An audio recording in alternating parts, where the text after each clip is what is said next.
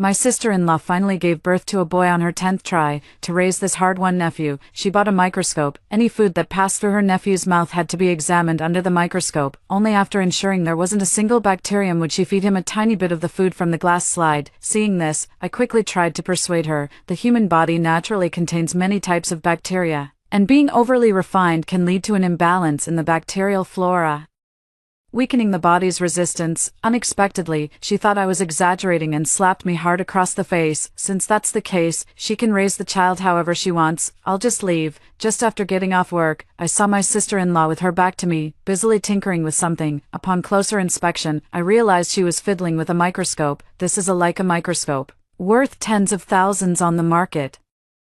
No wonder she asked to borrow money from me a few days ago. It turns out she was buying this. But what does she need a microscope for? Is it for my niece? You should know that my niece has just started middle school, which is the perfect time to learn about microscopes. Just as I was lost in thought, she grabbed my hand and said, "Chingmeng, quickly teach me how to use the microscope." Seeing her eager and curious eyes, I agreed to her request. Under my careful guidance, she quickly learned how to use it. Knowing she could now use it, she became overjoyed. Without a word, she went to the kitchen and brought out a bowl of porridge that had been left to cool for a long time. She carefully dripped a drop of the soup onto a glass slide and adjusted the eyepiece to its highest magnification. Seeing her observe so carefully, I thought she was interested in microorganisms, but her next words left me dumbfounded. She exclaimed in shock, "Wow! How could there be wriggling things? If Yaozu eats them, how much suffering would he have to endure?" No, from today on, every single bite that Yaozu eats, I will examine under a microscope. Is she planning to feed her child with a microscope, and she wants to observe every single bite? She should know that the weight a glass slide can hold is limited. Just this one bowl of porridge alone, to finish examining it, it would take at least several days at the fastest. Is she so idle that she's developed mental issues? I know she only conceived this son after her 10th pregnancy. Though precious, it doesn't need to be this meticulous. Besides, with her way of feeding, my nephew will only suffer a severe decline in immunity. At that moment, the sound of my nephew's crying reached my ears. I looked over and saw him walking toward me, wearing a diaper worth 10 yuan, while my niece anxiously chased after him. "Mom, I'm hungry," he said in a childish voice. Clinging tightly to my sister-in-law remained calm, but my niece was the first to grow anxious. She hurried to the kitchen and brought out a piece of watermelon. Before she could get close to her nephew, her sister-in-law kicked her to the ground. The kick was so forceful that she immediately spat out blood. The action was too swift. By the time I realized what was happening, it was already too late. I picked up my niece, who was wincing in pain, and confronted my sister-in-law.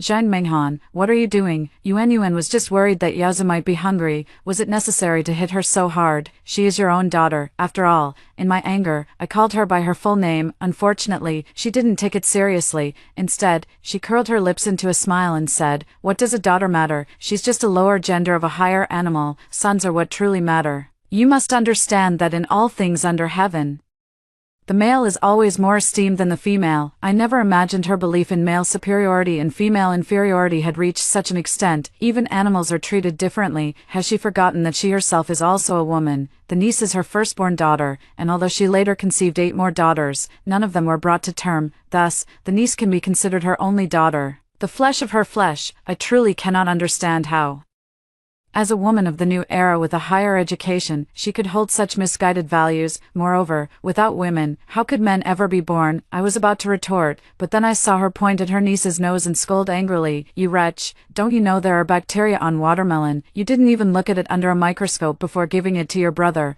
Are you trying to kill him?" The niece timidly replied, "The watermelon, I just cut it, so there shouldn't be any bacteria."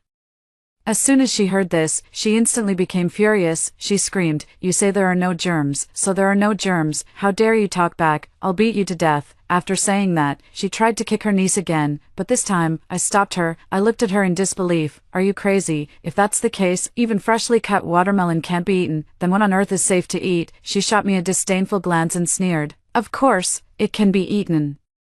But Yaozu is different. He must have what is noble and pure, and as a woman, you are lowly, so there's no need to be so particular." Though I was infuriated by her words, I took a deep breath and calmly replied, "Do you think being so clean that not a single bacterium remains is a good thing? You're an educated person too. Don't you know that the human body naturally carries bacteria? Being overly refined only leads to an imbalance in the bacterial flora, which in turn weakens the body's resistance. As soon as the words were spoken, a burning pain spread across my face. She actually hit me. You know, my brother is lazy and gluttonous, and the whole family depends on me for support. How dare she treat me like this? Isn't she afraid I'll abandon them to their fate? At this moment, my heart turned utterly cold. If it weren't for my concern that my niece would be left helpless at home and my mother is frail and sickly, I would have left immediately.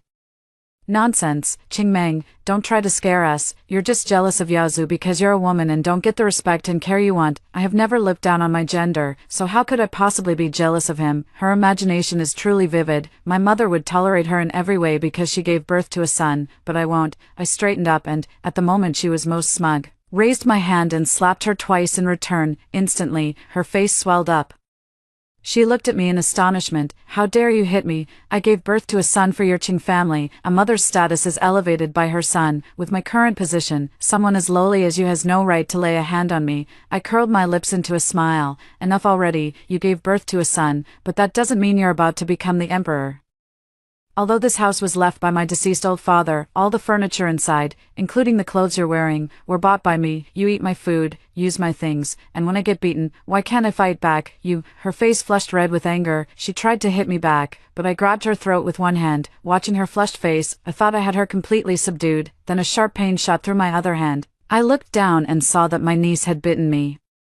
Taking advantage of the moment, my sister-in-law caught her breath and, while I was distracted, kicked me in the stomach. Right then, I couldn't get up from the ground. More than the pain in my stomach, my heart ached even more. My niece, she was the child I loved the most, but now, she had treated me like this. She lowered her gaze, glaring at me fiercely. Qingmeng, I won't allow you to bully Mom, considering you were once good to me. This time I only bit off a layer of your flesh.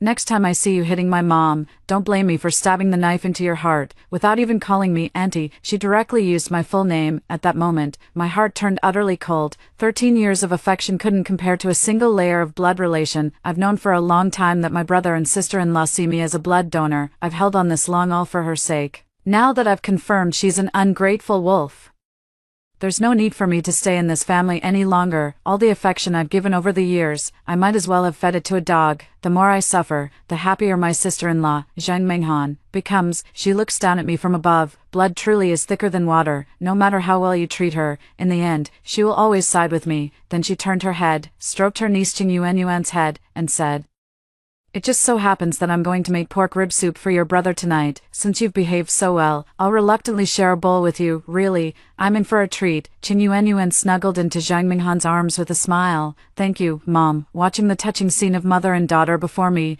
I could only feel a sense of irony. It's laughable that despite having introduced her to so many delicious foods, in the end, none of them could compare to a single bowl of soup from Zhang Menghan. I sighed, waited for my body to recover a bit, and then went back to my room to quietly pack my luggage. When I came out, I saw Zhang Menghan placing a freshly prepared glass of milk under a microscope, examining it spoonful by spoonful. Only after confirming there wasn't a single bacterium did she feed it to my nephew, Qingyazu. Qingyazu was already hungry, and because he ate too slowly, he kept crying.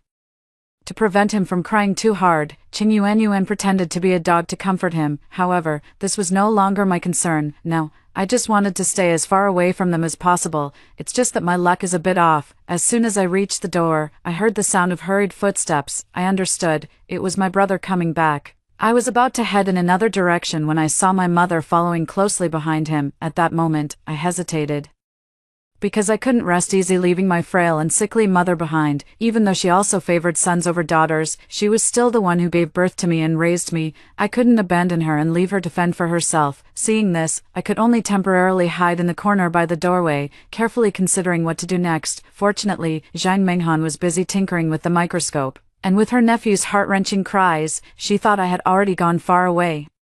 So as soon as Mom and my brother came in, she tearfully complained, "Mom, Tianxi, Qingmeng went too far. She insisted on making Yazu eat food with bacteria, and when I refused, she even hit me, and she was afraid you'd get angry, so she's already run far away." I wasn't surprised by her words. If she hadn't said that, my brother Qing Tianxi would definitely have blamed her for forcing me to leave, which would have led to a decline in our standard of living. Qing Yuanyuan even chimed in, saying, "Auntie is really mean, she must be jealous that her brother is so loved by the family, which is why she hurt him, she's really annoying." Although I was very disappointed in her, hearing these words still made my heart ache involuntarily. I pinched my arm hard, forcing myself not to let the tears fall. Sure enough, as soon as Zhang Minghan and her mother said this, Qingtianzi flew into a rage. He slammed the water glass on the table to the ground and angrily shouted, "You wretch!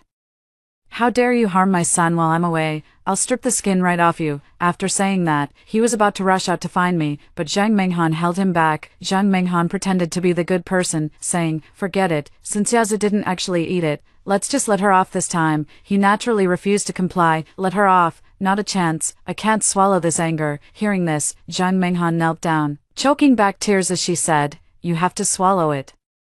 Whether you want to or not, you should know that our whole family relies on her salary to live such a glamorous life. In the end, it's my fault for taking such meticulous care of Yazu, which made her unhappy. Now what I'm worried about is, if she leaves like this and never comes back, how will our family survive? It seems she's quite clever, much smarter than Qingtianzi. You want to bully me, yet you also want my benefits. But it's not that easy." The discussion continues, this time. "It's Mom who speaks. What's there to fear? She's the most soft-hearted person. As soon as I mention a headache or a fever, she'll rush over without a moment's delay. Not only that, she'll also give me a large sum of money for treatment. Besides, isn't there Yuan? That's the child she raised. Once she finds out we hit Yuan, would she just stand by and watch?" In just a few short sentences, I felt so much pain that I could hardly breathe. It turns out her illness was all an act. It was all a scam. In just one day, I was hurt twice in a row. I cried silently for a long time, until I was too exhausted to continue, then picked up my luggage and left. As I walked to the door, I could still hear Zhang Minghan asking the whole family to help feed Qingyazu because she couldn't manage it in time. Qingyazu was the one they cherished most, so of course they would do it. During that time, Qing Yuan was even beaten by the three of them for being a little too slow. In the past, I might have felt heartbroken, but now I no longer care. She's a masochist who enjoys being mistreated, so I'll just let her be. Fortunately, I had set aside some private savings for myself, so I wasn't left homeless. Soon, I found a place to settle down and simply made it my home. As time passed, I gradually moved beyond the shadow of my family. Only now have I realized how joyful it is to live without being drained by others. I can drink milk tea whenever I want and skip chores if I feel like it. Without the constant emotional manipulation, I feel like a whole new person. However, I know all too well that this peaceful life won't last long. Sure enough, just half a month later, I received a call from Zhang Minghan. She showed not a hint of remorse. Instead, she spoke with an air of superiority. "Qingming, I don't want to dwell on the fact that you hit me before. Now that Mom is sick, you must come back. This trick is used all too often. Unfortunately, I don't believe it at all," I said coldly. "I'm on a business trip and can't come back." As soon as I finished speaking, her voice turned sharp. "Is work more important or Mom's life? Let me tell you, you have to come back whether you want to or not, or else you'll regret it, idiot," I cursed. Then hung up the phone directly, because I really didn't want to deal with someone with such twisted values anymore. Just as I was about to block her contact information, immediately after, my mother called again. She said in an extremely weak voice, "Meng, my chest hurts so much, and I can't breathe properly. I'm afraid I'm about to meet your father on the road to the underworld. Come back quickly, so I can see you one last time." If I hadn't already known what kind of person she was, I might have actually fallen for it. I didn't make a sound, just watched her performance calmly. Seeing that I remained unmoved, she grew a bit anxious. "If you really can't come back, that's fine too. Just give me 10,000 yuan so I can go to the hospital for a checkup. Medical technology is so advanced nowadays, doctors can save me from the brink of death." That's hilarious. If she really had a life-threatening illness, would 10,000 yuan be enough? She doesn't even know how to make up a convincing lie. If I'm not mistaken, it should be to buy a microscope. I suppose the food under a microscope wouldn't be enough for Qingyazu to eat. I couldn't stand it any longer and said bluntly, "Don't you love your father very much? Perfect, you can keep him company underground. After all, your brother is already married and has children, so you don't need to worry." As soon as I said this, she broke down and became very emotional. "You bitch. Do you know what you're saying? You actually want me to go underground to keep your father company? Look at the energy in your voice. Does it sound like someone on their deathbed?" I said calmly. "Stop pretending. Your real goal is to get money, isn't it? So you can buy Zhang Minghan another microscope." A normal person would be too ashamed to show their face after being exposed like that, but my mother's skin is unusually thick. Instead, he became even more smug and said, "Good. You've gotten smarter now, even knowing what I want. All right, since you know, I don't want to pretend anymore. Hurry up and transfer the money. You should know that Yaozu is the only bloodline of our Qing family. In the future, when you marry out, he'll be the only one who can back you up. So, you better treat him well now, or you'll regret it. I need him to back me up. That'll happen when the sun rises in the west. I raised an eyebrow and retorted, so. Does your nephew from your maiden family back you up? How come I heard that he once beat you until your head was bleeding over your father's inheritance? She was so angry that her chest heaved. Even from my end of the phone, I could hear her rapid breathing. Clearly, she was furious to the extreme. Don't bother me again if there's nothing important. With that, I was about to hang up the phone, but just then, a piercing cry echoed in my ear. It came from Qing Yuan. Clearly having been hit, Mom said smugly, if you don't transfer the money, I'll break this little bitch's legs right now. Let's see if you feel sorry for her or not. I smiled faintly and said, if even her own parents don't care, what does it matter to me as her aunt? Whether she lives or dies has nothing to do with me. Mom was clearly taken aback. She said in disbelief, this bitch is the child you love the most, even more than Yaozu. How can you be so indifferent? You really have a heart of stone, don't you? Her words made me laugh uncontrollably. I had to force myself to recall many sad memories just to stop the laughter. Are you joking? Instead of blaming the abuser for being cruel, you're pointing the finger at me. Wan Quina, are you out of your mind? After saying that, I immediately hung up the phone. No matter how many times they called, I didn't answer. When the ringing finally stopped, I blocked all their contact information. Only then did it finally become quiet. At the same time, I understand that being in the same city means they will eventually find me. Coincidentally, the company has a project abroad, so I'll be the one to go. For me, this is a win-win situation. On one hand, it will help me avoid the harassment of my shameless family, and on the other, it will advance my career. So the next day, I applied to the company to follow up on this project. Just like that, under the arrangement of the top leadership, I went abroad. By the time the project was completed, it was already 3 years later. However, people can't outrun time. When it's time to return, you have to return. I thought it would be a long time before I saw that shameless family again after returning to China, but unexpectedly, I ran into them just 5 days later. This time, the place where I saw them was at the hospital. Due to jet lag, I experienced extremely severe menstrual cramps. Just after taking the medicine and feeling a bit better, I saw Zhang Menghan carrying Qing Yaozu in her arms. It had been 3 years since we last met, and she had aged considerably, likely from the exhaustion of playing both father and mother. Qing Yaozu, on the other hand, hadn't changed at all, still looking just as he did at 2 years old. It didn't take much to guess, he was too delicate, to the point of being malnourished. However, I have no interest in knowing whether they are doing well or not. Just as I was about to leave while covering my mask, Zhang Menghan started causing trouble. Instead of giving Qing Yaozu the medicine right away, she took out a microscope from her bag, ground the medicine into powder, and placed it on a glass slide. As soon as she looked through the eyepiece, she screamed, "How can there be so many bacteria in this medicine? You actually prescribed this for my son. I'm going to file a complaint against you." Although the doctor explained very clearly that Qing Yaozu was lacking probiotics, which led to a weakened immune system, and that the medicine contained probiotics, making it the best way to cure him, however, Zhang Menghan remained relentless, insisting that the hospital's disinfection was inadequate, the medicine had gone bad, and bacteria had entered.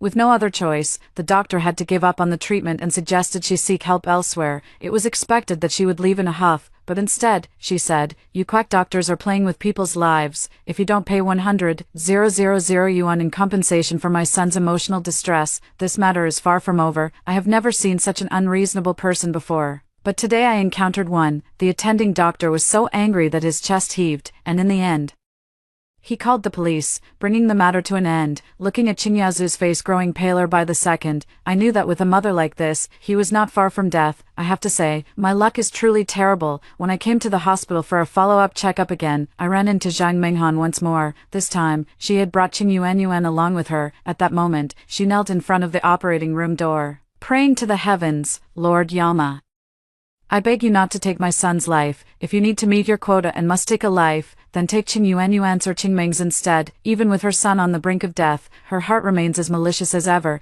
As for Qing Yuan, she watched with a cold expression throughout. Over these 3 years, she had grown much taller and shed her previously timid demeanor, so, when she heard Zhang Menghan's prayer, she simply rolled her eyes. This reaction naturally caught Zhang Minghan's attention. Zhang Minghan had always looked down on her. How could she tolerate such provocation from her? Wretched woman, what kind of look is that? It's your fortune to have your life taken in exchange for your brother's. After saying that, she was about to slap her twice. Just as I thought she would take the hits without resistance, unexpectedly, she slapped Zhang Minghan twice instead, and she declared with conviction, "I don't want this so-called blessing. If you want it, you can have it." Zhang Minghan, clutching her swollen cheek, angrily pointed at her and said, "You unfilial wretch, how dare you strike back at the mother who gave birth to you and raised you? Aren't you afraid of retribution?" Qing Yuanyuan's lips curled into a slight smile. "At this point, you shouldn't be worrying about whether I'll face retribution. You should be more concerned about yourself." "What do you mean? Are you saying you want to kill me?" Zhang Minghan frowned deeply. Qing Yuanyuan said disdainfully, "Of course, I wouldn't dare to kill you, but Dad and Grandma would. Dad doesn't have a single sperm in his body now. It's impossible for you two to have another child. If he finds out that my brother's life is in danger because of your refusal to treat him a few days ago, do you think he'll let you off?" Her words left me completely confused. What happened over the past 3 years? How did Qing Tianxi end up with azoospermia? Before I could sort things out, I saw Zhang Minghan's expression change as she tugged on Qing Yuanyuan's sleeve, saying, "Sweetie, you absolutely must not let your dad and grandma find out." She thought for a moment, then added, "If anything really happens to your brother today, just say you thought the medicine had bacteria and didn't let him take it, which caused the delay. Don't worry. Now that you're his only daughter, he won't hit you." Despite how sweetly she spoke, Qing Yuanyuan remained unmoved. It seemed Qing Yuanyuan was aware of Qing Tianxi's preference for sons over daughters. Even as his only daughter, she couldn't escape a beating. Seeing this, Zhang Minghan felt an indescribable anger, but for the sake of her future life, she could only swallow her pride and continue speaking gently. "Darling, if you can take the blame for me, I promise I'll treat you well from now on." As soon as the words fell, the door to the operating room opened. Zhang Minghan stopped speaking and walked over to the doctor. Upon hearing the doctor say that Qingyazu had already passed away, she collapsed and sat on the floor. However, after just 2 seconds of grief, she knelt and crawled over to Qing Yuanyuan. "You must save Mom, okay?" Qing Yuanyuan spread her hands, indicating she was powerless to help. Instantly, she flew into a rage from shame, rolled up her sleeves, and was about to confront Qing Yuanyuan.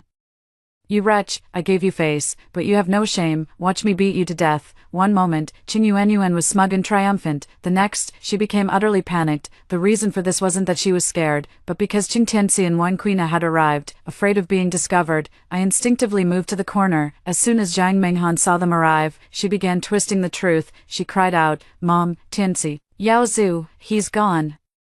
It's all because of that bitch Qing Yuanyuan. She didn't follow the doctor's orders and even used a microscope to examine the pills, causing Yazu to miss his medication in time." Her words immediately made Qing Tianxi's eyes turn red, and he raised his hand right away. Just as I thought that slap would land on Qing Yuanyuan's face, it unexpectedly landed on Zhang Minghan's face instead. "Tianxi, you..." Zhang Minghan looked at her brother in disbelief. Qing Tianxi didn't say a word, but instead raised the phone in his hand. That's when I realized Qing Yuanyuan had been on the phone with him the whole time, so everything I just said must have been heard by him. No wonder Qing Yuanyuan was so fearless. She must have prepared for this all along. No, I really can't figure her out at all. She wasn't particularly eager for Zhang Minghan's maternal love, but by doing this, she was completely pushing Zhang Minghan to the brink. Qing Tianxi put down his phone and said viciously, "Zhang Minghan, you killed my son, you're finished." With that, he grabbed Zhang Minghan by the hair and dragged her out. As for Wan Quina and Qing Yuanyuan, they picked up Qing Yaozu and followed behind them. I waited until they had gone far away before daring to come out from the corner. At this point, I had already guessed the general idea. This seems to be a scheme set up by Qing Yuanyuan, but I couldn't believe it, because she was only 13 years old when she set this up. The busyness of the upcoming work made me temporarily forget about this matter. By the time I was free, it was already a month later. On this day after work, I ran into Qing Yuanyuan on the road. Rather than a coincidence, it was more like she was waiting for me. The moment she saw me, she beamed and said, "It's been 3 years, Auntie, and you're looking more beautiful than ever. I suppose without that family of parasites dragging you down, you must be feeling much better." At just 16 years old, she could speak with such maturity. She slowly walked up to me and whispered, in a voice only I could hear, "Mom has gone mad, and Dad and Grandma are dead. From today on, you're truly free of them." "What?" I was completely baffled. She continued to explain, "After my brother died, My dad and grandma blamed my mom and beat her every day, which directly led to her developing schizophrenia. Just yesterday, my mom had an episode and put rat poison in the rice cooker, taking my grandma and dad with her. As she said this, her emotions showed no fluctuation, as if she were talking about someone else's story. I stared at her blankly. It was the same pot of rice. So why are you okay? She smiled faintly. I saw her poison it. I'm not a fool. Why would I eat it? I widened my eyes, looking at her in disbelief. So, she had watched without lifting a finger to help. This only confirmed my suspicions even more. However, I still had many questions in my mind. Just as I was about to ask her, she asked first, Auntie, if 3 years ago, I hadn't treated you so harshly, would you have left this family? You wouldn't have, because you couldn't bear to part with me? She said what I was about to say. At this point, I already understood everything. It turns out she wasn't an ungrateful person, she just didn't want to burden me. All that talk about her valuing Zhang Minghan as a mother was just a lie. She did this to make sure I could leave without any attachments. As for her, she would deal with this family slowly. With tears in her eyes, she continued, the night before you left, I had a dream. I dreamed that Mom was trying to feed my brother with a microscope, and you stopped her. But she beat you for it, at that time.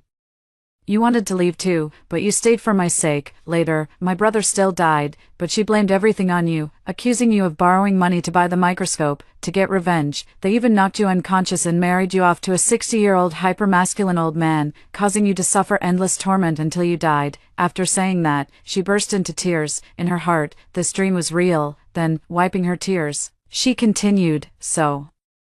To prevent this nightmare from coming true, I have to let you down, so you can leave without any attachments. Upon hearing this, my heart, which had died to family affection, came back to life. She is not an ungrateful person, she is a child with flesh and blood. I did not love her in vain. Then, I held her tightly in my arms, feeling even more heartbroken for everything she had sacrificed for me. These 3 years, I have lived a carefree life, yet she was in deep distress. Fortunately, in the end, hardship always gives way to sweetness. Next, to ensure a brighter future for her, I sent her back to school. She lived up to my expectations and was admitted to a key university, and so, we lived together, depending on each other for survival. She said that although there was only a little over 10 years difference between us, she had long regarded me as a mother. How could I not feel the same? A girl whose fate was so similar to mine, how could I not care for her deeply? Soon, she graduated from university, and I found a life partner. It was also on the day she returned that Zhang Minghan died. I knew she had gone to see her. However, I pretended not to know, because from beginning to end, it was this family that brought it upon themselves. Dead, serves you right. She, on the other hand, was just going with the flow. Later, I gave birth to a daughter. Her career continued to soar, with an annual salary reaching tens of millions, but she never forgot about me. Not only did she provide me with endless wealth, but she also treated my daughter as if she were her own. She said, this is the good fortune I deserve. Actually, all of this originally belonged to my brother and sister-in-law, who told them to be so biased in favor of sons over daughters, with such misguided values. It's only natural that nothing good would come of it. Extra story. Qing Yuan. Mom loves my brother very, very much, with a deep, innate affection. To ensure he grows up without illness or disaster, she thought she was being clever and decided to raise him in a sterile environment, so she tricked my aunt out of 10,000 yuan to buy a microscope. This way, every bite of food my brother eats will be clean. But is being too clean really a good thing? Of course not. And is a kind-hearted person. To ensure my brother grows up healthy, she bravely stopped my mother. However, my mother didn't appreciate it and instead slapped her. She is a person with a strong sense of self-respect, and she immediately slapped her mother twice, then packed her bags and left. But as she reached the door, she hesitated. I knew she was afraid that my life would become even harder after she left, so in the end, she chose to stay without hesitation. That day, because she had hit her mother, her father and grandmother made her kneel on a durian, looking at her swollen knee. I felt extremely heartbroken. It was also at this time that my aunt no longer stopped my mother from feeding him. Since the food examined under the microscope was limited, my brother often went hungry, with his chest sticking to his back. This led to severe malnutrition, and he only grew 1 centimeter taller in 3 years. What's worse, his immune system is very weak, and he frequently ends up in the hospital. Of course, I don't feel sorry for him, because, with my mother's indulgence, he shows no respect toward me or my aunt. What I feel sorry for is that his frequent illnesses are costing my aunt money. You have to understand, my aunt wouldn't even buy herself a decent set of skincare products. At this moment, I thought to myself, as long as I can make it through high school, I'm going to take my aunt and leave this place for good. I won't let her be a pitiful blood donor anymore. Unfortunately, man proposes, God disposes. My brother was critically ill. Yet my mother insisted on using a microscope to check if the medicine contained any bacteria. As a result, my brother missed the best opportunity for treatment and soon passed away. Fearing blame, my mother shifted all the responsibility onto my aunt. To avenge his dead brother, Dad and Grandma knocked out Auntie and married her off to a 60-year-old man with super masculinity. As a result, Auntie was abused to death. She was only 28 when she died. Yet the family responsible for it all sailed smoothly through life. It was only the second year, and Mom and Dad had another baby brother. I couldn't accept it, I really couldn't. So, on a heavy snow day, I bought a lot of charcoal. While they were sound asleep, I tightly closed the doors and windows, causing them to die from carbon monoxide poisoning. I could have escaped, but with my aunt gone, what use is there for me to live alone in this world? And so, I died.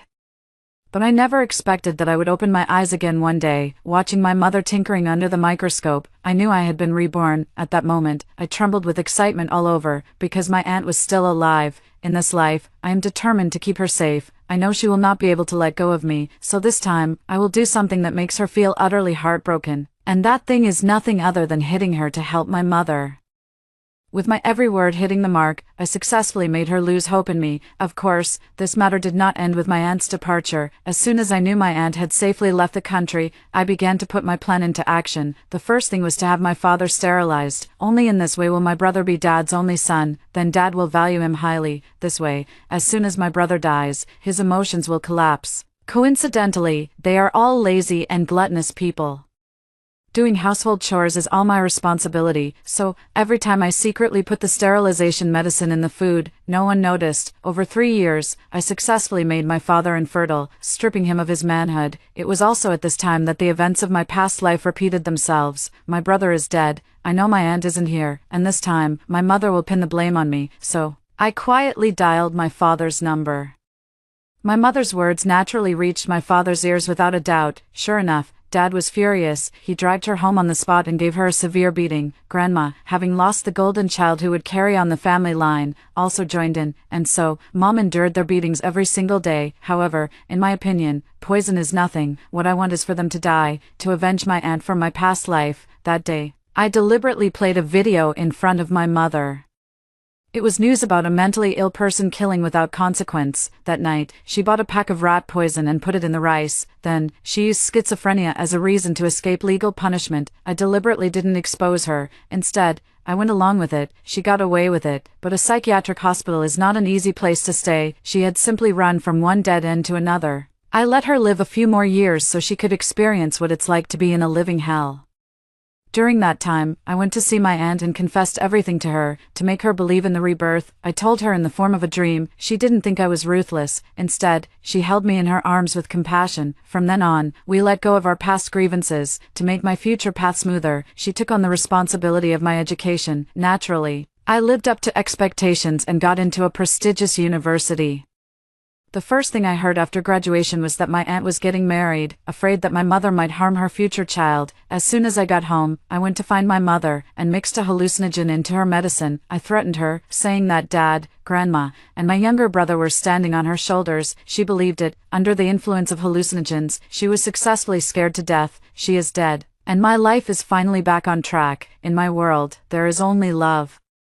And no more hatred. Indeed, I am not a kind person, but in this family, aside from my aunt, who has ever shown me kindness, I have no regrets about everything I have done. I am even more grateful to heaven for giving me a second chance, allowing me to successfully protect my aunt. I know that in this life, my sins are heavy, but for my aunt, even if it means descending into the 18th layer of hell, so be it. As long as my aunt is well, I will have no regrets. After hearing the first story above, what are your thoughts? Feel free to share your opinions in the comments section. Next, there is another similar story. Let's continue to see. My mother is pregnant, and my grandmother is brewing medicine for her. The medicine got burnt, but my grandmother couldn't bear to throw it away, so she added more water. If the Chinese medicine is burnt, its properties will change and it may become toxic. I told my mother about it, and she didn't dare to drink it either. So she told me to pour the medicine away. After that, my mother gave birth to a younger sister. My mother was beaten and scolded by my grandmother and father, and she pushed me out, saying it was me who poured away the gender-changing medicine. So, I was beaten up by them together. I died because my injuries were too severe. When I opened my eyes again, I had returned to the day my grandmother was brewing the medicine. A bitter scent reached the tip of my nose, followed by a sharp and harsh voice. Hurry up and go wash the clothes. What are you standing there for, eating for free all day, you useless thing? My arm was slapped hard, and I jolted awake with a start, looking at the familiar scene before me and the medicine pot on the stove steaming with white smoke. My heart raced wildly. Still not going. Grandma impatiently slapped me hard. I'm going right now. I quickly ran out. I glanced back at that medicine pot, my heart racing. I'm back. In my previous life, when I was 12 years old. My mother became pregnant again. After giving birth to me, my mother had health issues and was unable to conceive again. This time, she finally became pregnant, and the whole family was overjoyed. I am also very happy. Although my father, grandfather, and grandmother favor boys over girls, they don't like me and are always shouting at me. My mother treats me very well and protects me when my father hits me. She always says that I am her most precious child and that she loves me very much. I love her very much too, although everyone says that after Mom gives birth to a little brother, she won't love me anymore. I'm not afraid. I believe that Mom definitely won't treat me the way they say. After that, Dad took Mom to the hospital. When they came back, their expressions were very grim. I don't know why, and I don't dare to ask. Dad and Grandma huddled together, discussing something I couldn't hear, and soon they were smiling again. Soon, Grandma brought back a pile of herbs, saying she was going to brew some medicine to help Mom keep the baby. Mom's health isn't great, and it's rare for her to be pregnant. She's having a tough time with the symptoms and has to stay in bed. Grandma really enjoys brewing various traditional Chinese medicinal herbs. She believes Western medicine is all a scam and too expensive. Moreover, she particularly loves trying all sorts of folk remedies. Whenever someone says something is good, she immediately gets her hands on it to give it a try. Over all these years, no one in the family has had any issues from it, except for me. Once when I had a fever, she somehow got her hands on a bunch of herbs and brewed me some medicine. After drinking it, I spent the whole day vomiting and having diarrhea. If I hadn't secretly poured out the medicine she brewed later on, I might have kept vomiting and having diarrhea. She was actually quite happy because my fever went down. No matter what the side effects are, at least my fever has gone down, so. Grandma was very confident in her ability to prescribe medicine. This time, she said the medicine she brewed could make Mom feel a bit more comfortable. After she put the herbs into the pot, she went to do other things. The medicine was burnt. Then, she added water to it. I had just learned from the teacher that once the medicinal herbs are burnt, you can't add water and boil them again, because it's equivalent to reprocessing the herbs, and the medicinal properties may change. It might turn from a tonic into poison. I was worried that there might be something wrong with the medicine, so I told my grandmother about it. Then, my grandmother scolded me harshly. What do you mean, tonic turning into poison? How old are you? What do you know? Have you been to school for 2 days and now think you're an expert? Why don't you take a look at yourself in the mirror? She scolded me and drove me away, worried that something might go wrong. I told my mother about the situation. My mother was also concerned that the medicine might have gone bad and could harm the baby in her womb, so she told me to throw it away. I obediently followed instructions and secretly poured out the medicine. After that, Grandma brewed the medicine a few more times, and those batches didn't burn. Mom drank these strange concoctions, and thankfully, nothing went wrong. A few months later, Mom gave birth to a little sister. When they saw it was a girl, the whole family was furious, especially Grandma, who found it utterly unbelievable. It's impossible. She clearly drank the gender-changing medicine. The baby in her belly should have turned into a boy. How could this happen? Grandma was furious. They had been longing for a grandson all this time. Dad was also very angry. He had been looking forward to it for a long time, so they started beating and kicking Mom, who was still in her postpartum confinement. I stepped forward to protect Mom, but I got hit too. Then, I felt Mom push me aside and heard her shout loudly. I know why. It's her. It's all her fault. It was her who said the medicine was poisonous, so she poured it out. Mom was very regretful. If I had known it was a gender-changing medicine, I would have drunk it. She pointed at me angrily, as if she wanted to devour me alive. It's her fault I couldn't give birth to a son. She must have done this because she didn't want me to have a younger brother. With the truth exposed, the whole family was furious. My father was so angry that he gave me, the culprit, a severe beating. My ribs were broken and pierced my lungs. That very night, I died. After my death, my corpse was even sold to someone else for a ghost marriage. After getting the money, Grandma continued to brew various tonics for Mom, hoping she would give birth to a son. Meanwhile, my sister was pricked several times by Grandpa, with needles directly inserted into her head. Their reasoning was that this would scare away any future female souls from reincarnating into the family. That way, the next child would definitely be a boy. After my sister died, they even breathed a sigh of relief. We can't let our daughter take the place of their precious grandson. Recalling the events of my past life, The flames of hatred surged in my heart. Soon, I lowered my gaze again and obediently went to wash the clothes. The laundry sink is outside the kitchen, and while washing clothes, I smelled a burnt odor. Grandma exclaimed, "Oh no, I forgot to watch the fire. It's all burnt." She poured some more water into the pot and lit the fire again to continue cooking. I stared at the kitchen door and fell silent. Grandma came out from inside and, seeing me standing there dumbfounded, started scolding again. "Are you just going to stand there like you're dead, waiting for me to serve you?" I quickly lowered my head and continued washing the clothes. Actually, we have a washing machine at home, but Grandma thinks it wastes electricity and usually refuses to use it. Plus, with me and my mom as two free laborers at home, there's even less need for the washing machine. Now, my mother can't do any work, and all the household chores have piled up on me. I am more silent than ever, quietly doing the work. After washing the clothes, I went to sweep the floor. When they pass by, they don't even glance at me, as if I were just a slave in the house. Soon, the medicine was ready. Grandma poured out the medicine, humming happily as she did so. "My precious grandson, please come quickly." In my previous life, I had run off to find my mother, so I never heard what she said. Only now do I realize that they have always been waiting for the boy who might come at any unknown time. Grandma brought the medicine to Mom's room. "Hurry up and drink it. This medicine is very good for pregnant women." "Thank you, Mom." My mother took the medicine bowl, sniffed it, and said, "Why does it smell burnt?" "Not at all. This medicine is just like this," Grandma said with a straight face, urging, "All right, hurry up and drink it. It won't be good if it gets cold." Mom didn't say anything more and obediently drank the medicine. I stood at the door, watching coldly as Mom drank the medicine. Grandma walked past me with a medicine bowl in her hands and scolded, "What are you still doing here, standing around like a fool? Go get to work. You're so lazy. You'll definitely be beaten to death by your mother-in-law when you go to someone else's house." I pursed my lips and said nothing. They often scolded me like this, always saying that if I didn't work hard, I would be looked down upon by my in-laws and even driven back home. I was really panicked back then, burying myself in work, afraid of being looked down on, and even more afraid of being kicked out and left homeless, because that's the kind of life my mom lived, and I was scared. But only after dying once did I realize that I could choose not to sink into such a quagmire. Of course, I didn't say anything at that moment. I just nodded obediently and went back to work. When I was cleaning my parents' room, my mother, lying in bed, smiled and said to me, "Big sister, when Mommy gets better, I'll take you out to play again." "Okay," I replied softly, but I didn't take it seriously. Before, she used to call me little sister. That's how we address each other here. But now, even though the younger one hasn't arrived yet, she has already automatically promoted me to big sister. From this, it's clear how much she was looking forward to the arrival of this child. In my previous life, I thought she was looking forward to having a second child, but I didn't realize she was only looking forward to having a son.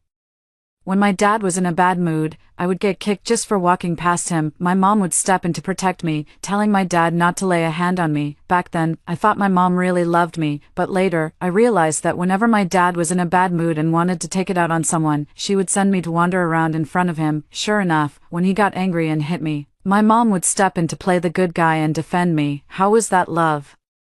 She was clearly using me to divert the fire. After Dad vents his anger on me, he won't hit her. I still remember when I was little, my dad often hit her, lashing out whenever he was in a bad mood. By the time I was 6 or 7, my dad started hitting me. And he hit her much less often. Later, because the brother became a sister, all her thoughts were laid bare. What she loved most was still her son.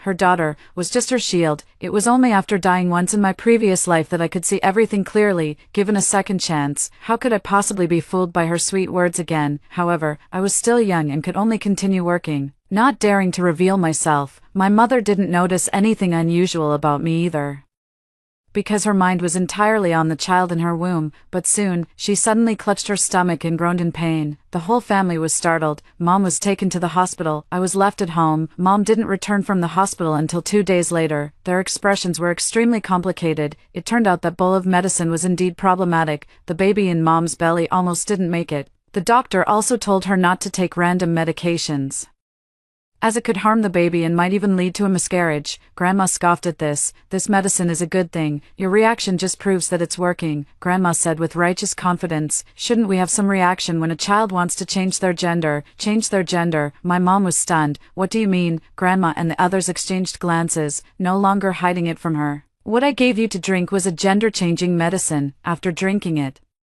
the girl in your belly will turn into a boy." My mom was shocked. This is fake, isn't it? Her education level wasn't high, but she had also heard about these debunked rumors. How could it be fake? Grandma shook her head. This medicine is really effective. Many people drank it and gave birth to baby boys. My mom looked at them in disbelief, then turned to my dad for help. My father said directly, "Don't worry about anything else. Just drink it. If you don't give birth to a son, just wait and see how I deal with you." My mother immediately shrank her neck and didn't dare to speak. Only a hint of anticipation flickered in her eyes. After that, Grandma brewed the medicine for her 2 more times, and she drank it. I looked at her expression and felt a sense of mockery in my heart. She clearly wanted a son too. How quickly and eagerly she drank the medicine, but after drinking the second dose, she raised an objection.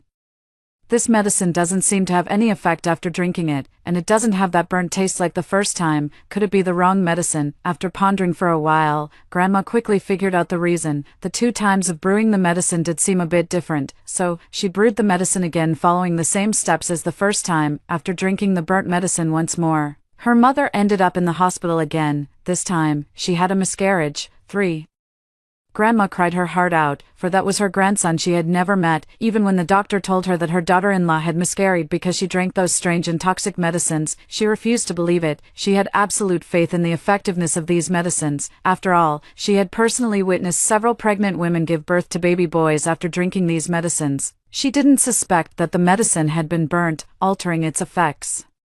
She only felt that her life was too bitter. How could her grandson be gone? Not only Grandma, but everyone else was also deeply heartbroken. My mother was equally devastated. Her son, I watched them wailing and crying, not daring to get close, and when they were sobbing and howling, I kept my distance even more. Fortunately, they were too preoccupied to pay any attention to me, mourning their dead grandson on their own. Within a few days, Grandma had pulled herself together. She somehow managed to get a bunch of herbs and started brewing medicine for my mother again. "Starting from scratch this time, we're sure to conceive a son," she said to my mother, her eyes shining with an astonishing brightness. My mother looked at the medicine, her expression somewhat contorted. "How long will I have to keep drinking this?" But for the sake of having a son, she endured it. However, she had already taken a lot of medicine in the past to conceive a second child, and it had taken a toll on her health. Now, she had just had a miscarriage not long ago, hadn't even finished her postpartum confinement, and her body hadn't recovered yet. How could she possibly handle drinking more medicine? The bitter smell of traditional Chinese medicine lingered in the house every day, and occasionally, some strange odors would appear, making people want to stay away. The more my mother drank, the weaker she became, and her face turned as pale as wax. However, she drank the medicine her grandmother brought over without hesitation. I saw in her eyes her longing for a son. She no longer tried to comfort me, as her mind was entirely focused on taking medicine to conceive a son. The atmosphere at home grew even more tense than before. I continued to work quietly, attend school, and make my presence as inconspicuous as possible. One day when I came home, I noticed my mom was looking at me in a very strange way. She looked at me as if I were her enemy. I was completely puzzled. I hadn't done anything wrong. The next day, a middle-aged woman appeared in our house. The woman was broad-shouldered and thick-waisted, with triangular eyes and thin lips. She looked me up and down as if appraising a piece of goods, giving me goosebumps. I lowered my head, carefully walked away, and then hid to listen to their conversation. Soon, I learned of their plans from their words. It turned out that my mother's belly had been quiet all along, and my grandmother was starting to get anxious. She not only liked all kinds of folk remedies but was also very superstitious, so she sought out a local shaman and asked her what it would take to have a grandson. This woman was the shaman. She came in, took a look, and then pointed the finger at me. The shamaness meant that our family could have had several grandsons, but now they couldn't come because I was taking up their spots. After learning the reason, my grandmother and the others immediately pressed for a solution. The shamaness was vague throughout, leaving it to them to handle it themselves. After the shaman left, I hid behind the door and listened to them talk without restraint about how to kill me, my heart turning cold. In the middle of the night, when all was silent, Grandma got up to use the bathroom. On her way back, a voice suddenly rang out, "Grandma, Grandma." A light, airy voice carried a hint of eerie chill. "Ah, a ghost." Grandma jumped in fright, her drowsiness vanishing instantly. Once she got a clear look at the person before her, she was furious. "You worthless girl, not sleeping in the middle of the night and scaring people like this. Do you want to die?" "Grandma, I'm your eldest grandson, Li Guangzong." My eyes stared at her vacantly. a strange smile curling at the corners of my mouth. At those words, Grandma froze. Guangzong, they have always wanted a grandson and gave the child a name early on. The names are also quite straightforward. The first is called Guangzong, the second is called Yaozu. If there is a third, it will be called Hongtu, and the fourth will be called Day. Grandma, I really want to see you soon. Grandma, I am your second grandson, Yaozu. I miss you so much too. I haven't even spoken to Grandma yet.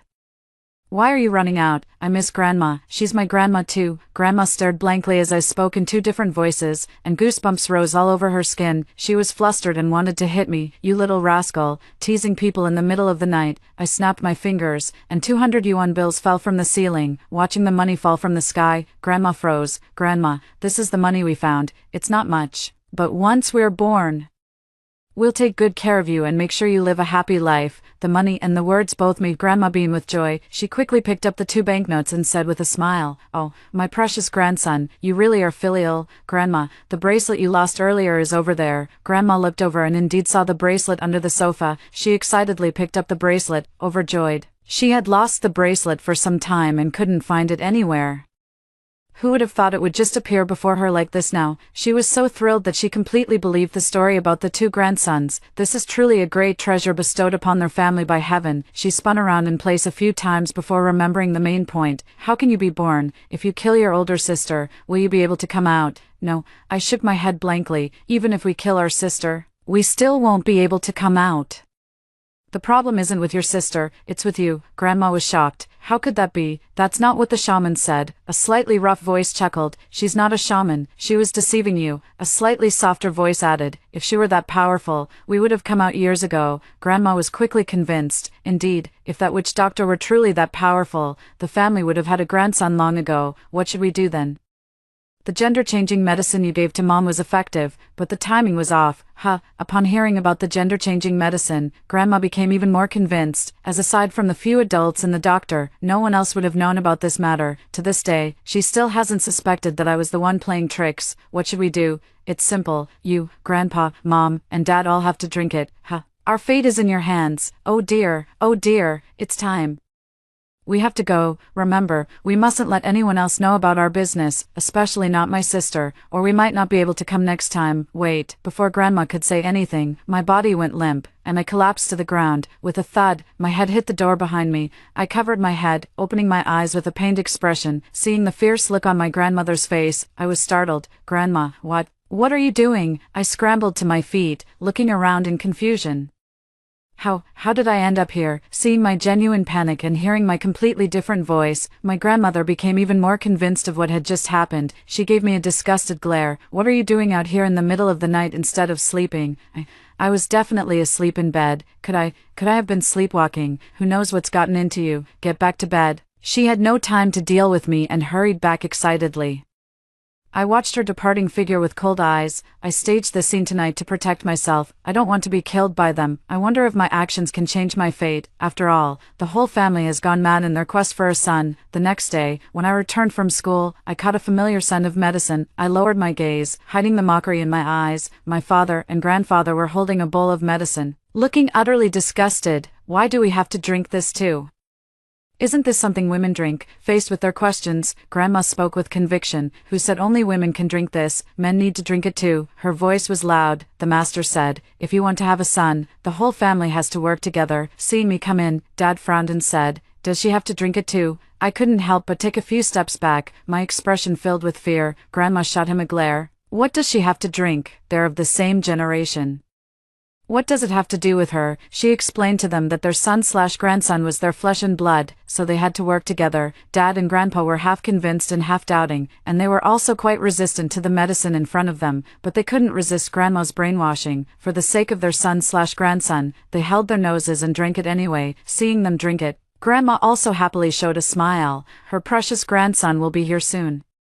Over the next few days, all 4 of them drank this medicine. I expressed concern about this, but Grandma brushed me off every time. What do you know? You're just a worthless burden. Don't act like an expert all day long. I reminded her not to let the medicine boil dry or burn, as it could become toxic. She cursed at me. You're the toxic one. Mind your own business. Get out. Get out. She looked at me as if I were trash, wishing she could dispose of me on the spot, after expressing my concern.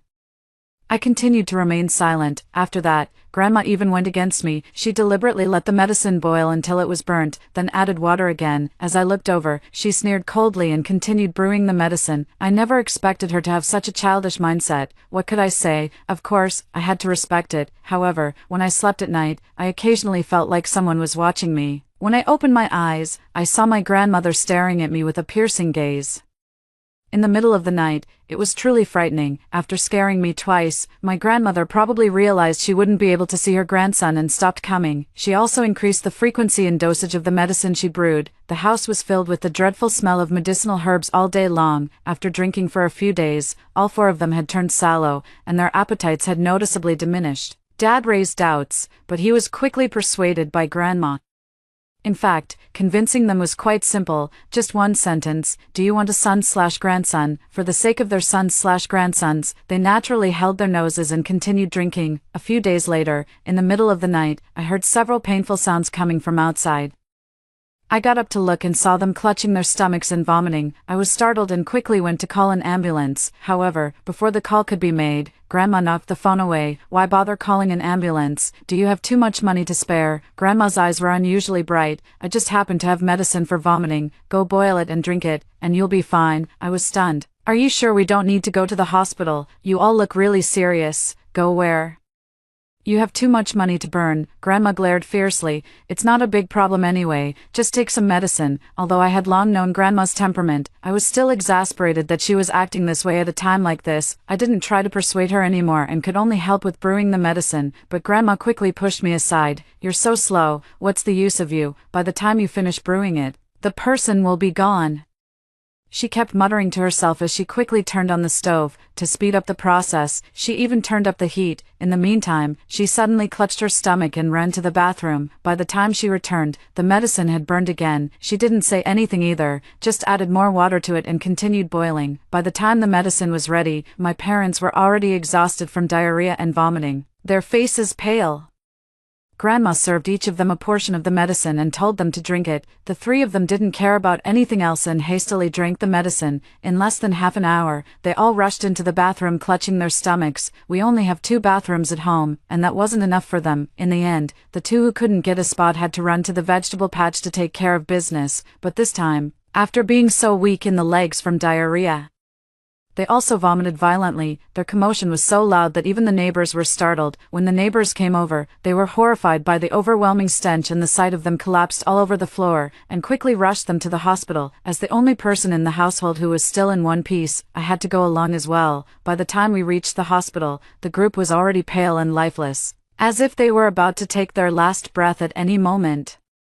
They were rushed into the emergency room for resuscitation. After some effort, the doctor came out and shook his head at me. Mom and Grandpa died due to acute kidney failure, and resuscitation was ineffective. Grandma and Dad were in slightly better condition and were successfully resuscitated, but their bodies were essentially ruined. In the future, they won't be able to do heavy work and will have to be well taken care of. After learning what they had eaten, the doctors couldn't help but get angry. This is simply outrageous. The so-called fetal sex reversal pills that Grandma brought back actually contain trace amounts of toxins. Eating too much of it causes great harm to the human body. What shocked the doctors even more was that they often consumed medicine that had been burnt to a crisp. The toxicity is even stronger. It's truly a miracle that they are still alive. My mother's health had never been great since her miscarriage. Moreover, as the key person for childbirth, she took the most medication, so she died. As for my grandfather, he had underlying health conditions, so he didn't survive either. Dad's physical condition was relatively the best, while Grandma drank the least, so both of them survived. However, their survival was hardly better than death. 6. Upon learning that Grandpa and Mom had died, Grandma nearly went mad. It's impossible. How could they possibly die? My daughter-in-law can't be dead. She still has to give me a grandson. I have 2 grandsons. They're about to be born. They're going to make me happy in the future. Grandma screamed hysterically, unwilling to believe the truth. Everyone frowned at the sound of her wailing. The husband and daughter-in-law are both dead, and what she's sad about is not being able to hold her grandson. People have gone mad just to have a grandson. After raging for half a day, Grandma suddenly fell silent. I don't know what she's thinking, but her eyes are a bit frightening. Soon I knew what she was thinking. A neighbor came to visit her in the hospital, and she grabbed the neighbor's grandmother's hand, asking her to introduce a potential partner to her son. The neighbor's grandmother was utterly shocked. The daughter-in-law had just passed away, her body not yet cold, and she was already looking for a second wife for her son. Even if she doesn't feel sad for her daughter-in-law, what about her husband? Doesn't that matter either? Who would dare to marry into such a family? The neighbor's grandmother found an excuse, brushed it off casually, and quickly left the hospital. After she went back and told the people around her, everyone was also stunned. What kind of person is this? That's just too terrifying. Better not get close to someone like that. Grandma didn't know what others thought of her, nor did she care. What she cared about more was her grandson, whom she had never met. When she heard that her daughter-in-law had died, she was stunned. With her daughter-in-law gone, who would give her a grandson? But soon, she came to her senses. Her son is still alive, so if he marries another wife, wouldn't that allow him to have a grandson? The more she thought about it, the more she felt this idea was brilliant. The reason she hadn't been able to hold a grandson before was because her daughter-in-law's body wasn't capable, so wouldn't it be better to just change the daughter-in-law? It's just that this daughter-in-law died. As for Grandpa, Grandma was sad for a while, but she quickly pulled herself together. She felt that Grandpa must also want to see his grandson. Besides, without a grandson, who would worship them in the future? So, the grandson is the real focus. Grandma made a request to every relative and friend who came to visit her, hoping they would help introduce a new partner to my dad. She even added a condition: she must be able to give birth to a boy. It was already quite frustrating that she brought up finding a new daughter-in-law at this time. Nowadays, openly displaying a preference for sons over daughters is even more frightening. Who can guarantee they will only have sons? What if they can't have a son? Wouldn't they be forced to take all sorts of medicine? They know exactly how my mother died. Everyone kept their distance from Grandma, and no one dared to introduce a daughter-in-law to her. Grandma was furious and kept cursing those people for being heartless, but soon, she couldn't curse anymore, because the doctor told her that my father had consumed too many strange medicines before, which not only affected his kidneys but also his fertility. That means, from now on, my dad can't have children anymore. Grandma was as if struck by lightning and fainted on the spot. When she woke up, she started crying and wailing, saying the doctor had lied to her. After a period of chaos, she finally had no choice but to accept reality. She was completely wilted, like a withered leaf. After a few days of treatment at the hospital, they were discharged and returned home. After spending a few days handling the funerals of my grandfather and my mother, I noticed that my grandmother and father started treating me better. Perhaps they realized that my father couldn't have any more children, and since I was his only child, their attitude toward me changed. They no longer call me a money-losing burden, and the chores I need to do have also decreased significantly. I finally have time to focus on my studies. I know that Grandma and Dad don't truly love me, nor have they genuinely changed. They've only changed their attitude toward me because they're forced by circumstances. Perhaps one day they will return to their original form. Only by studying hard can I escape my current suffering, but I never expected that Grandma's obsession would run so deep, to the point where she started courting death again. In less than a month, Grandma brought back some strange medicinal herbs from who knows where. Then, the same bitter taste appeared at home again. I was shocked. She had already made herself sick, yet she still wouldn't give up. Was she afraid she wouldn't eat herself to death? My dad was scared and refused outright. I won't eat it. I don't want to die. My father had long regretted it. He wanted a son, but he never imagined it would end up like this. His wife was dead, and he could no longer have children. What's the point of living like this? But even if there's no point, he didn't want to die just like that. Better to live a poor life than to die a good death. So, when his grandmother brought him the medicinal soup, he flatly refused. However, his grandmother had her own reasoning. Don't you want to live like this for the rest of your life? Don't you want to recover your health and have a son? My father's brows were tightly furrowed as he cursed angrily. Even the doctors can't do anything. What am I supposed to do? The doctors can't, but I can, Grandma said with a serious expression. This is medicine prescribed by a master I found. Master. Master, it's always the master. My father was furious.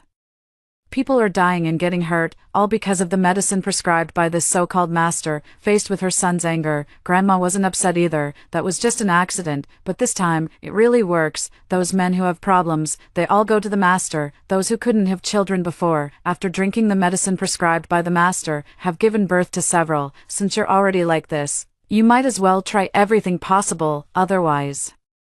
Do you want to stay like this for the rest of your life? After being constantly brainwashed by my grandmother, my father gradually softened. Yeah, do I really want to stay like this for the rest of my life? lately, whenever he goes out, he can hear people discussing and mocking him behind his back. The fact that he is infertile has long been known throughout the neighborhood, and he hardly dares to leave his house anymore. If things continue like this, his situation might become known throughout the entire city. This just won't do. Finally, my dad chose to believe my grandmother. This time, Grandma didn't burn the medicine again. Although she didn't believe many of the things the doctor said, she still took this point to heart. She carefully brewed the medicine for my dad every day and watched him drink it. I watched from the side as they brewed and drank the medicine, continuing to stay silent. I knew that even if I spoke up, they wouldn't take it seriously, so I waste my breath. After drinking it for a few days, my dad suddenly became excited. This medicine really works. I'm back in action. Knowing the medicine was truly effective, Grandma was especially happy, so she continued brewing the medicine for my dad. My dad also went from being resistant and half believing to being completely convinced and extremely cooperative. After realizing his condition had improved, my dad even went out for a while. When he returned,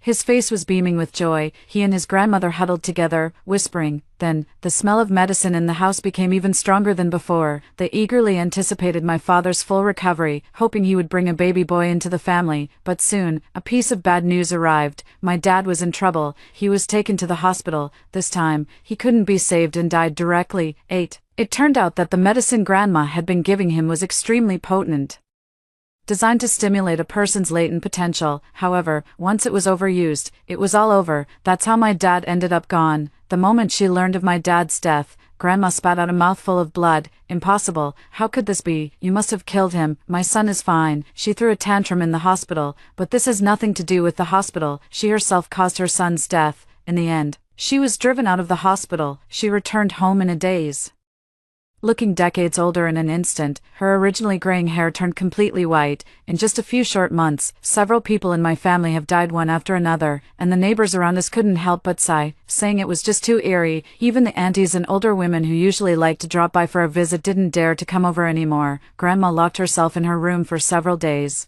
and when she finally came out, her condition was truly terrifying. Her eyes were hollow and numb, her cheeks shockingly thin, and she gave me a strange, twisted smile. Let's go down and reunite as a family. I felt a chill run down my spine under her gaze and couldn't help but take a few steps back. Then, I saw her charging toward me. I gasped and quickly dodged out of the way. She couldn't brake in time and plunged headfirst into the ditch beside the road. I screamed in terror. The screams drew the neighbors over, and everyone worked together to pull her out and take her to the hospital. After the doctor's examination, it was determined that she had consumed too much medicine containing toxins. These toxins not only affected her body but also impaired her mental faculties, driving her to madness, and after her previous fall, all the underlying issues erupted. In the end, the doctor asked me to accept my grief. I am the only one left in our family, since all the elders in my family had passed away, leaving me as the only child. The villagers took pity on me. The village officials were also kind and showed me extra care. Some even said I had a fate so harsh that it brought misfortune to my entire family, but such claims were quickly dismissed by others. After all, everyone knew that the deaths of the four were self-inflicted and had nothing to do with a child like me. Although I became an orphan, my life became easier than before. With the help of the villagers, school teachers, and classmates, I smoothly continued my education all the way to university. After graduating from university, I applied to teach in a place even more remote than my village. I want to save girls like me. After hearing the two stories above, what are your thoughts? Feel free to share your opinions in the comments section. Looking forward to hearing from you. If you liked this story, don't forget to like it, share it, and subscribe to my channel. See you next time.